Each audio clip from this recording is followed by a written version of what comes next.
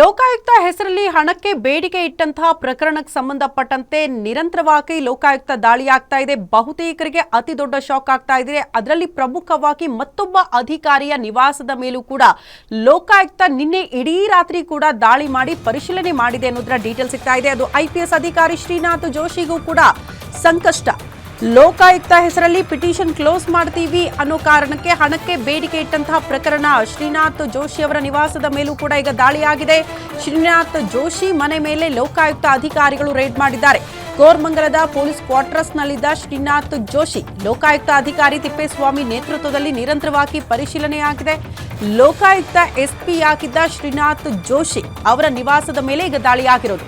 ನಿಂಗಪ್ಪನ ಮೂಲಕ ವಸೂಲಿ ಮಾಡಿಸುತ್ತಿದ್ದ ಆರೋಪವನ್ನ ಈ ಜೋಶಿ ಅವರು ಹೊತ್ತಿದ್ದಾರೆ. ಆ ಕಾರಣಕ್ಕೆ ದಾಳಿಯಾಗಿದೆ. ಮಹದೇವಪುರ ಉಪವಿಭಾಗ ಎಡಬ್ಲ್ಯೂ ಅಕ್ರಮ ಆಸ್ತಿ ಗಳಿಕೆ ಸಂಬಂಧ ಪಿಟಿಷನ್ ಕ್ಲೋಸ್ ಮಾಡ್ತೀವಿ ಅಂತ ಕರೆ ಹೋಗುತ್ತೆ.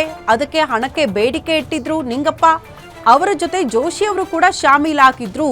ಅವರ ಅಣತಿಯಂತೆ ನಿಂಗಪ್ಪ ನಡೆದುಕೊಂಡಿದ್ದಾನೆ ಅನ್ನುವಂಥ ಗಂಭೀರ ಆರೋಪಕ್ಕೆ ಸಂಬಂಧಪಟ್ಟಂತೆ ಈ ಲೋಕಾಯುಕ್ತ ದಾಳಿಯಾಗಿದೆ. ಈಗ ಜೋಶಿ ಅವರ ಮನೆಯಲ್ಲಿ ನಿರಂತರವಾಗಿ ಲೋಕಾಯುಕ್ತ ಅಧಿಕಾರಿಗಳು ದಾಖಲೆಗಳ ಪರಿಶೀಲನೆ ಮಾಡಿದ್ದಾರೆ ಅನ್ನೋದರ ಡೀಟೇಲ್ಸ್ ಸದ್ಯ ಸಿಗ್ತಾ ಇದೆ. ಜಸ್ಟ್ ಒಂದು ಕೇಸ್ಗೆ ಸಂಬಂಧಪಟ್ಟಂತೆ ಅಲ್ಲ, ಹಲವಾರು ಕಡೆ ಇವರ ಪಾತ್ರ ಇತ್ತು. ಈ ರೀತಿ ದುಡ್ಡಿಗೆ ಡಿಮ್ಯಾಂಡ್ ಹಲವಾರು ಪ್ರಕರಣಗಳಿಗೆ ಸಂಬಂಧಪಟ್ಟಂತೆ ಇಟ್ಟಿದ್ದಾರೆ. ಬಟ್ ತಮ್ಮ ಮೂಲಕ ಅಲ್ಲ, ಬೇರೆಯವರ ಮೂಲಕ ಒತ್ತಡ ಹಾಕಿಸಿ ಇಟ್ಟಿದ್ದಾರೆ ಅನ್ನುವಂಥ ಗಂಭೀರ ಆರೋಪಕ್ಕೆ ಸಂಬಂಧಪಟ್ಟಂತೆ ದಾಳಿಯಾಗಿದೆ.